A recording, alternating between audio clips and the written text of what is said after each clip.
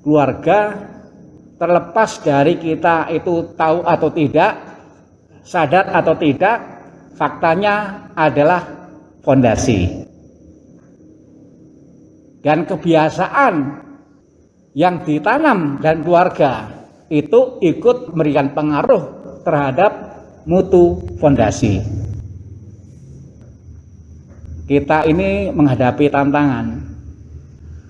Tantangannya adalah ada begitu banyak orang yang semangat berdoa bersama di lingkungan. Bahkan beda stasi pun datang. Tapi pertanyaannya adalah sebenarnya orang itu senangnya berdoa atau berkumpul? Kalau orang itu senangnya berdoa, barangkali di keluarga juga dia akan melakukan hal yang sama.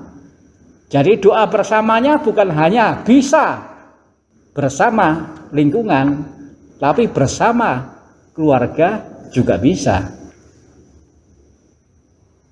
Kita diharapkan menjadi orang yang beriklan supaya keluarga yang sudah punya kebiasaan doa bersama di keluarga diteguhkan, dan keluarga yang masih susah lalu pelan-pelan dibantu.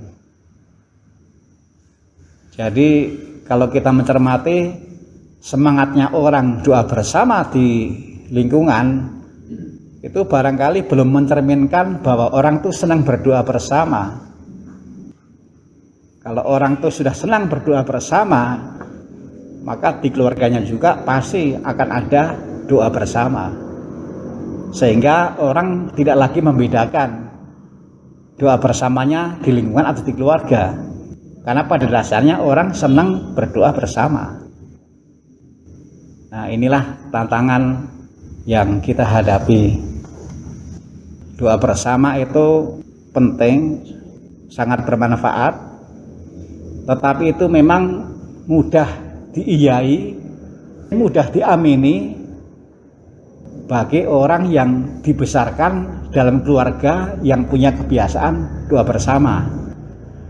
Nah, kalau orang itu di keluarganya belum ada kebiasaan doa bersama, barangkali memang masih bekerja keras dengan semangat rendah hati untuk betul meyakini, setuju doa bersama di keluarga itu memang manfaatnya besar. Kalau tadi ada yang mengatakan, biasanya juga nggak ada kok. Sekarang banyak yang susah. Tapi kalau yang susah itu dibiarkan, tidak mustahil bahwa nanti pada akhirnya akan menjadi kesusahan yang nggak bisa lagi diperbaiki. Mungkin sekarang juga masih susah untuk promosi, untuk memulai supaya doa bersama itu bukan hanya bisa dilakukan di lingkungan, tetapi juga di keluarga.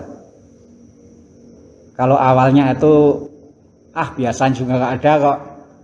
Nah, itulah tahapan yang memang juga harus dilewati. Sama dengan kalau orang tuh tahu-tahu dokter mengatakan ini sakit kanker stadium 4. Itu awalnya pasti ada pemberontakan.